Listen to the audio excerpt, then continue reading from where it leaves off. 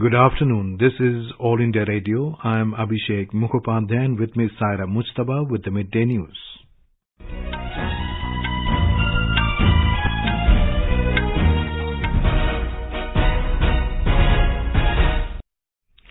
The headlines. Prime Minister Narendra Modi urges states to work together in building India as global centre of science and technology during the Amrit Kal. Mr. Modi says everyone has to work on many fronts simultaneously to make India a global centre of research and innovation. Home Minister Amit Shah lays the foundation stone of a border tourism development project at Tanot, near India-Pakistan border in Jaisalmer. Indo-Pacific Economic Framework for Prosperity. Ministerial meet was inclusive and fruitful, says Commerce Minister Piyush Goyal. India and China to complete disengagement process in Gogra Hot Springs area of Ladakh by Monday. King Charles III to be officially proclaimed as the United Kingdom's monarch today. In Durand Cup football second quarter final between Bangalore FC and Odisha FC to be played in Kolkata this evening. And in US Open tennis, Iga Swiatek of Poland to take on Tunisia's Ons Jabeur in the women's singles final tonight.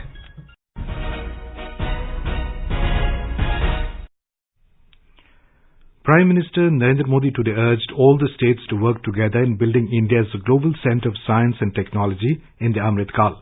The Prime Minister was addressing the gathering after inaugurating a 2-day Centre State Science Conclave at Science City, Ahmedabad through video conferencing.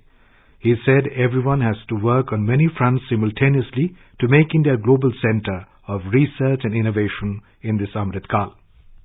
इस अमृत काल में भारत को research और innovation का global centre बनाने के लिए हम सब ने एक साथ मिलकर के अनेक मोर्चों पर काम करना है। अपनी साइंस और टेक्नोलॉजी से जुड़ी रिसर्च को हमें लोकल स्तर पर लेकर जाना है। आज समय की मांग है कि हर राज्य अपनी स्थानीय समस्याओं के हिसाब से स्थानीय समाधान तैयार करने के लिए इनोवेशन पर बल दे। अब जैसे कंस्ट्रक्शन का ही उदाहरण लीजिए, जो टेक्नोलॉजी हिमालय के क्षेत्रों में उपयुक्त है वो जरूरी नहीं है कि पश्चिमी घाट में भी उतनी ही प्रभावी हो। Mr. Modi asked states to provide all necessary support to the scientists and give thrust in building science and technology institutes in the state.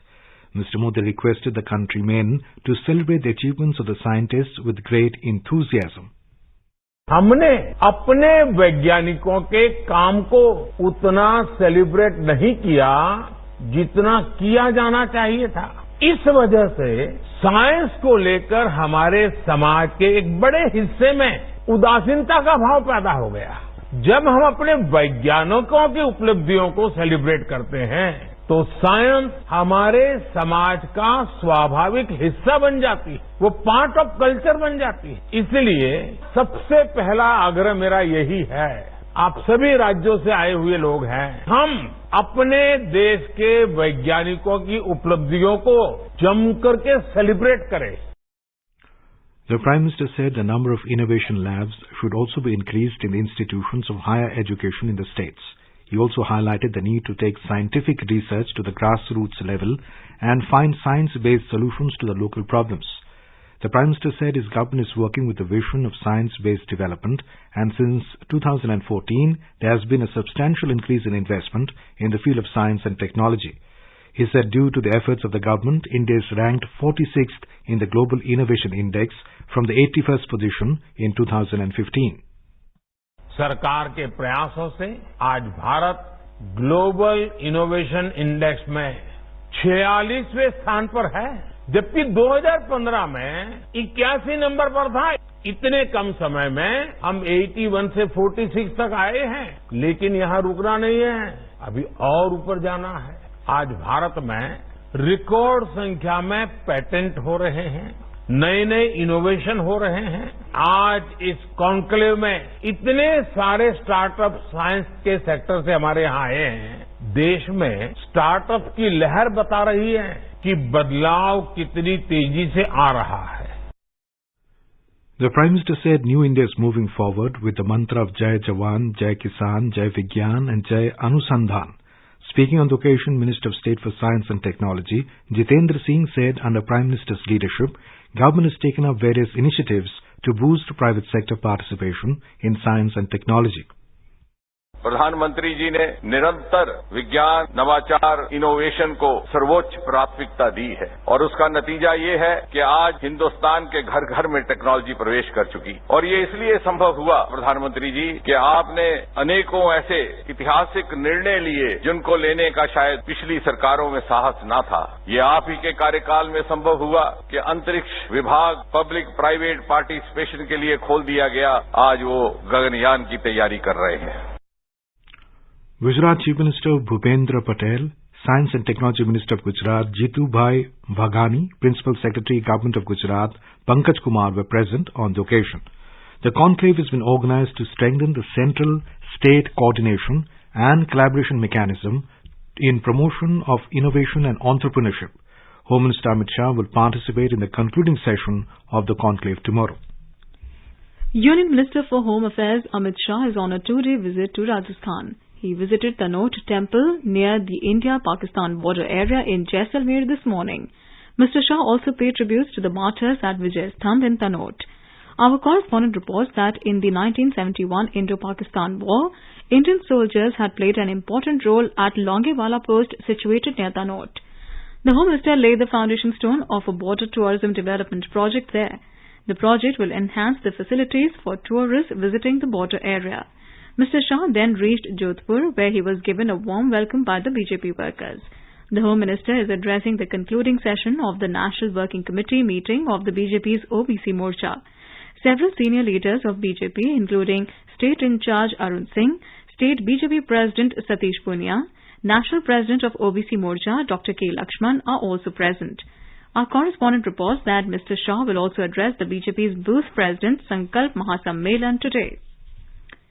More than 25,000 workers from 4 districts of Jodhpur division, Jodhpur, Badmer, Nagaur and Jaisalmer are expected to participate in the Booth Workers Sammelan. Assembly elections are to be held in the state in October-November next year, hence this Sammelan is very important. The BJP had got very few seats out of 29 seats of the 4 districts of the Jodhpur division in the last assembly election held in 2018. In such a situation, it is believed that BJP has started preparations from now to win maximum seats in Marwar region. Apart from this, Mr. Shah is also scheduled to interact with more than 80 people individually from different sections of the society. Jitendra Dwivedi, AIR News, Jaipur.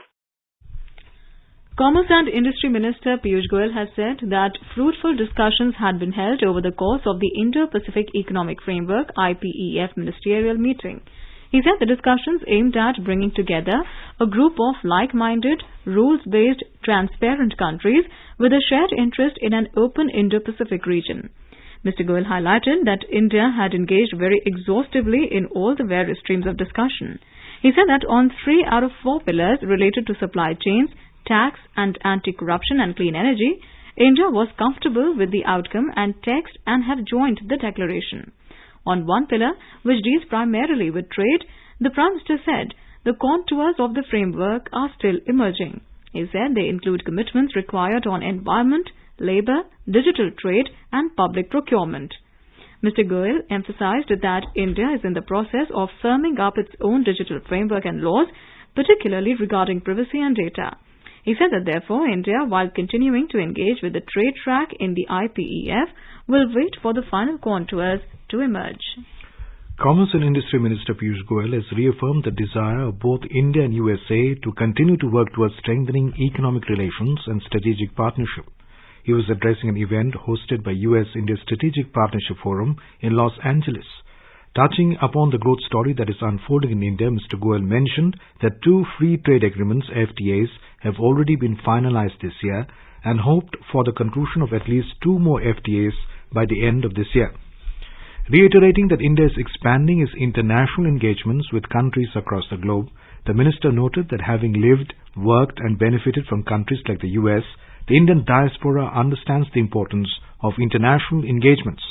Mr. Goel emphasized that working with 30 million Indian diaspora all over the world and working with friendly countries like the US and Europe can significantly change the course of history.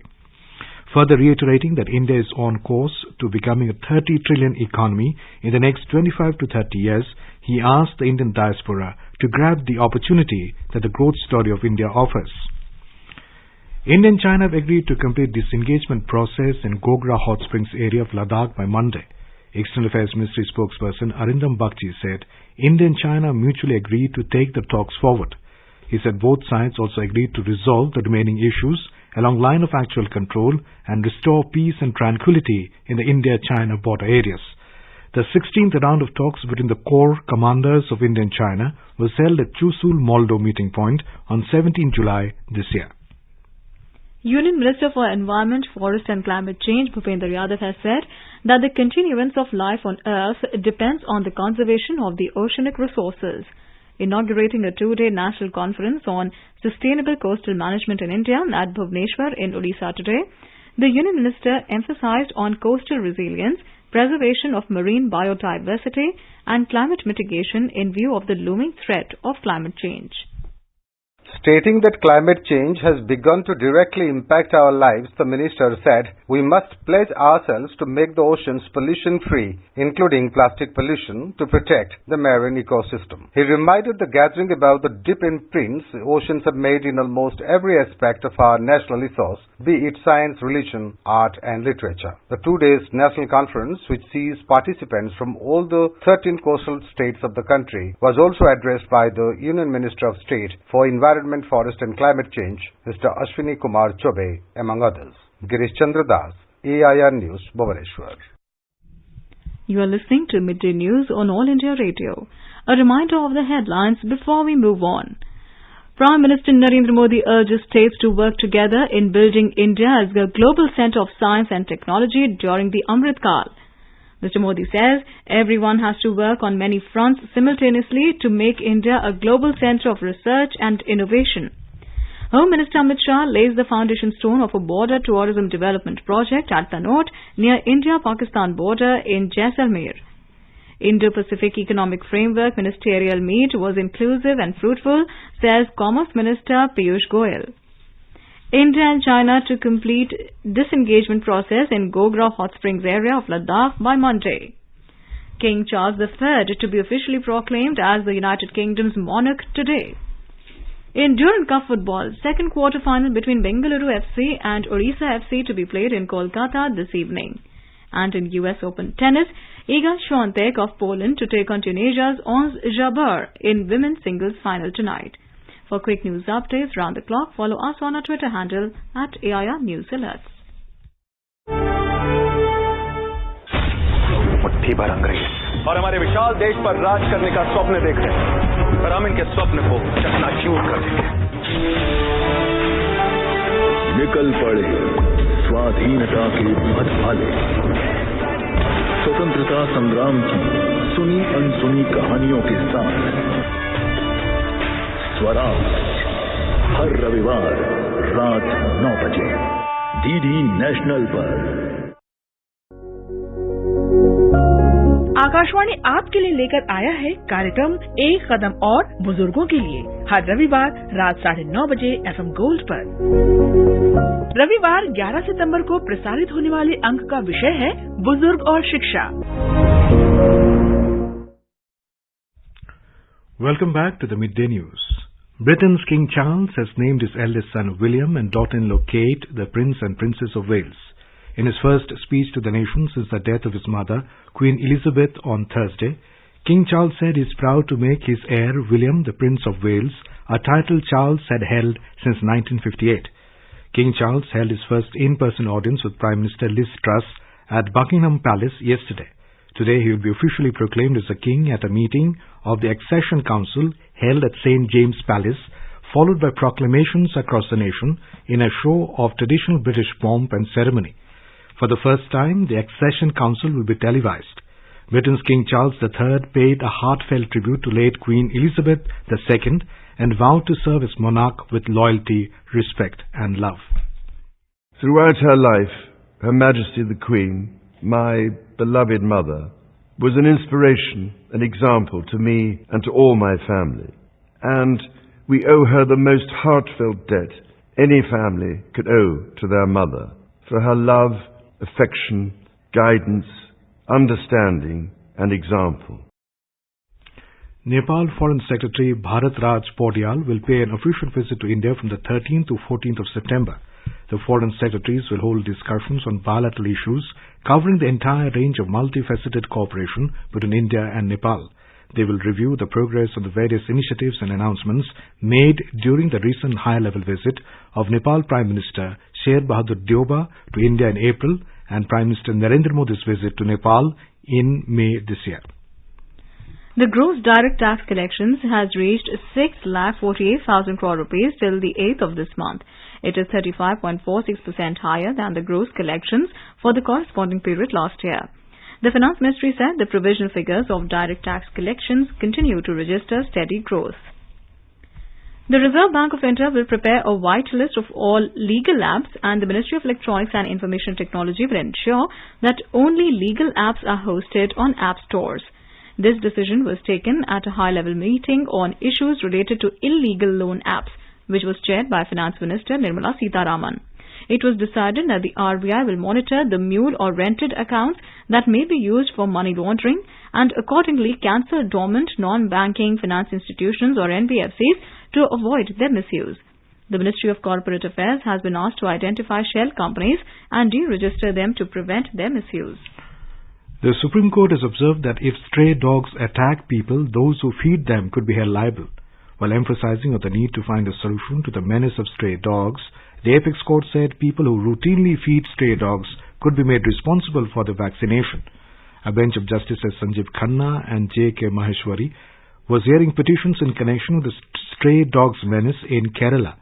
The bench emphasized the need to protect innocent people from being attacked by stray dogs. The BJP has announced the name of former Tripura Chief Minister Biplab Kumar Dev as the party's candidate for Rajya Sabha by poll from Tripura. The Rajya Sabha seat is vacant due to the resignation of Dr. Shah, who was appointed as Chief Minister of the state and was later elected to the Tripura Assembly. The last date for filing nominations is Monday. Polling is scheduled to be held on the 22nd of this month. Over the past 75 years since independence, India's largest public service broadcaster, All India Radio, has been the proverbial storyteller for the 1.3 billion citizens across the country. All India Radio is celebrating 75 years of freedom with the series Azad Bharat Ki Baat Akashvani Ke Saath. It showcases the journey of India since independence in various walks of life through the storytelling of All India Radio.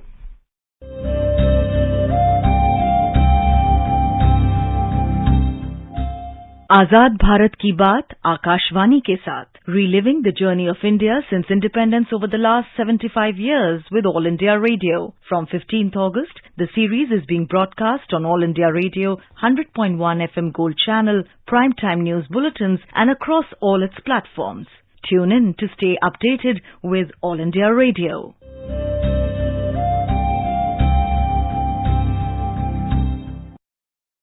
In today's episode, we will bring you the story of Green Revolution in India.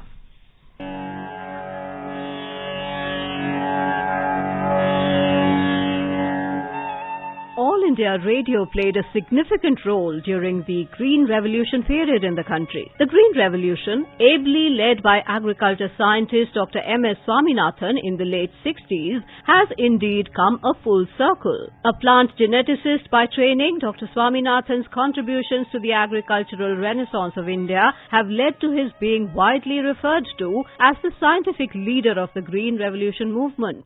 Synergy between technology and public policy is exceedingly important. Technology alone cannot do anything. For example, we had high-yielding varieties of seeds, but if they cannot be multiplied, if they cannot be taken to the farmer, given the inputs, the seed itself will not do anything at all. So we require a political administration which is progressive, which is responsive to the people's needs. American agronomist Norman Borlaug's research of genetic mutation in plants helped start the Green Revolution. Borlaug expanded his coordinated breeding efforts to India, succeeding a large increase in wheat production and forever changing the face of agriculture for the whole world. There are a lot of barriers you have to go through in trying to change change a stagnant traditional agriculture in a food deficit nation. Everybody says the peasant farmer in these countries is resistant to change. That's not true. If he sees demonstrated on his own land that package of technology can double, triple, quadruple like happened in India and later in China. Addressing a public rally in Prayagraj of Uttar Pradesh in 1965, then Prime Minister Lal Bahadur Shastri gave the slogan Jai Jawan,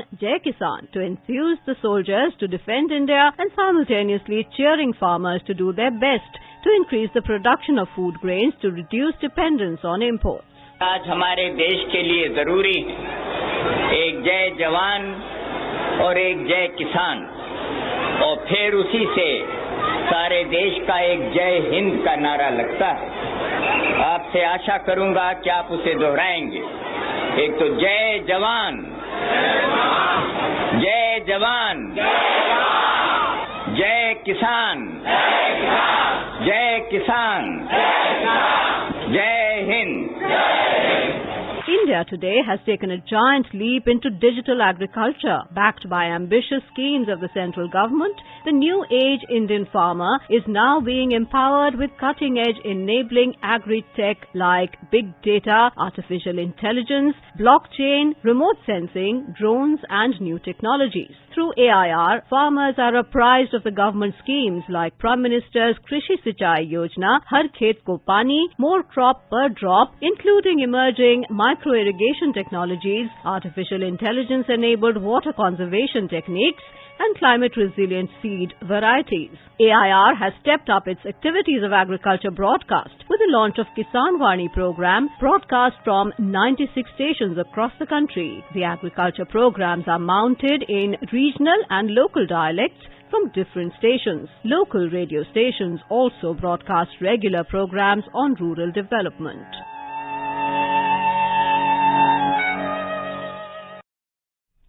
आजाद भारत की बात आकाशवाणी के साथ can be accessed on Twitter at AIR News Alerts, News on AIR official YouTube channel, News on AIR app, Facebook and Instagram handles. So tune into All India Radio News for Azad Bharat Ki Baat Akashvani ke saath. Minister of State for External Affairs and Culture Meenakshi Lekhi today inaugurated an exhibition of paintings of renowned artist Rodolfo Vega Oviedo of El Salvador at IGNCA Gallery in New Delhi. The exhibition has been organized by Indian Council of Cultural Relations and the Embassy of the Republic of El Salvador in collaboration with the IGNCA. Speaking on the occasion, Ms. Lekhi said that cultural exchanges and appreciation of each other through art and craft helps in familiarization with the way of life and promotes good relations among countries. Appreciating Mr. Oviedo's, she said that the artist is in India on a very momentous occasion as the nation is celebrating Azadi Ka Amrit Mahotsav.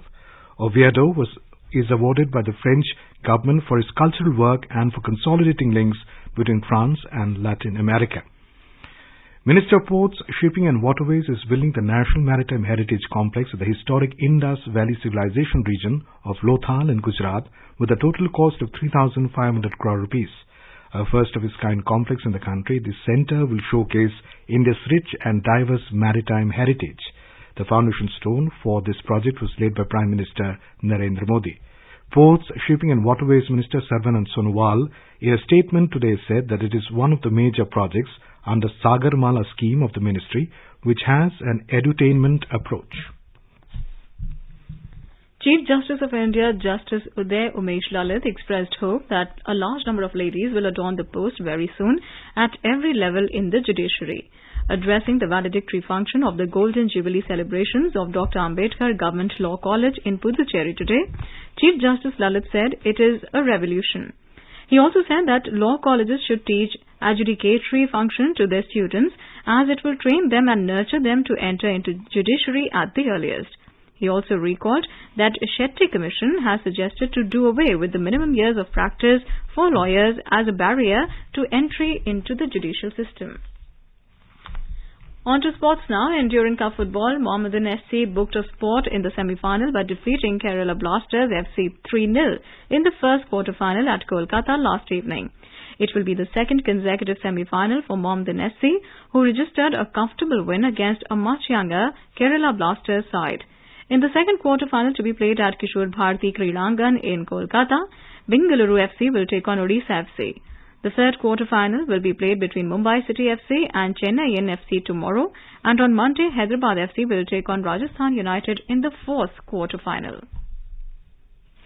In the US Open tennis, Tunisia's Ons Jabeur will take on Iga Swiatek of Poland in the women's singles final late night today. Swiatek will look to affirm a place as the top-ranked player, while Jabeur could become the first African woman to win the US Open. Men's singles final will be played tomorrow between Carlos Alcaraz of Spain and Norwegian tennis star Casper Ruud. This high-stakes match will not only crown a first-time Grand Slam champion, but also a new world number one. Alcaraz, 19, would become the first teenager to claim the top spot in the history of the rankings, while Ruud, 23, would become the first Norwegian to reach the pinnacle of men's tennis. In Asia Cup T20 cricket, Sri Lanka defeated Pakistan by 5 wickets in the last Super 4 stage match at Dubai last night. Chasing 122 for victory, Sri Lanka overhauled the target, losing 5 wickets with 18 balls to spare. Pathum Nissanka scored unbeaten 55 of 48 for Sri Lanka. Earlier put into bat, Pakistan were all out, scoring 121 in 19.1 overs. Both the teams will play the final of the tournament tomorrow at Dubai International Stadium. In Pithoragarh, normal life has been affected due to heavy rains that occurred late last night. Water level of the Kali River has reached the danger mark of 890 meters. District administration has appealed to the people not to go to danger-prone areas. There are also reports of debris entering about 35 houses in Dharchula's Khadi Gali and Kotila, and a woman is reportedly missing due to waterlogging. NDRF, SDRF, police and local administration are engaged in the search for the missing woman, along with relief and rescue in the affected area. According to the district administration, electricity and drinking water system in the area is disrupted. In Nepal, at least 2 people were killed and 11 are missing in floods and landslide-related incidents in the Bangabagar area of Dharchula district that borders India. The incessant rainfall since yesterday resulted in flooding of the Lasku and Mahakali River. Dharchula District Police Office said some people were pulled out from the landmass immediately after the landslide. Over a dozen houses have been swept by the flood in Khalanga, the district headquarters. A few vehicles were also swept away in the flood, which caused permanent damage to a suspension and a concrete bridge. Search and rescue operation is currently underway. More than 214 crore 77 lakh vaccine doses have been administered so far under the nationwide vaccination drive. Over 21 lakh doses were administered in the last 24 hours. The recovery rate is currently at 98.7%. As many as 6,000 people recovered in the last 24 hours. Total number of recoveries have reached over 4 crore 39 lakh. Over 5,000 new cases were recorded in the last 24 hours. India's active caseload currently stands at around 49,000. Now let us have a look at the weather forecast for the day. The national capital Delhi is expected to have generally cloudy sky with light rain. The minimum temperature recorded was 28 degrees Celsius and the maximum will be around 37 degrees Celsius. Mumbai is expected to have generally cloudy sky with heavy rain. Chennai is expected to have generally cloudy sky with intermittent rain. Kolkata will have generally cloudy sky with moderate rain. Hyderabad will have generally cloudy sky with light rain. In the northeast, Guwahati, Imphal, Itanagar, Shillong, Kohima, Gangtok and Aizawl will have generally cloudy sky with 1 or 2 spells of rain or thunder showers. And now, before we end the bulletin, the headlines once again. Prime Minister Narendra Modi urges states to work together in building India as a global centre of science and technology during the Amrit Kal. Mr. Modi says everyone has to work on many fronts simultaneously to make India a global centre of research and innovation. Home Minister Amit Shah lays the foundation stone of a border tourism development project at Tanot near India-Pakistan border in Jaisalmer. Indo-Pacific Economic Framework for Prosperity ministerial meet was inclusive and fruitful, says Commerce Minister Piyush Goyal. India and China to complete disengagement process in Kogra Hot Springs area of Ladakh by Monday. King Charles III to be officially proclaimed as the United Kingdom's monarch today. In Durand Cup football second quarter-final between Bengaluru FC and Odisha FC to be played in Kolkata this evening. And in US Open tennis, Iga Swiatek of Poland to take on Tunisia's Ons Jabeur in the women's singles final tonight. And with that we end the Midday News.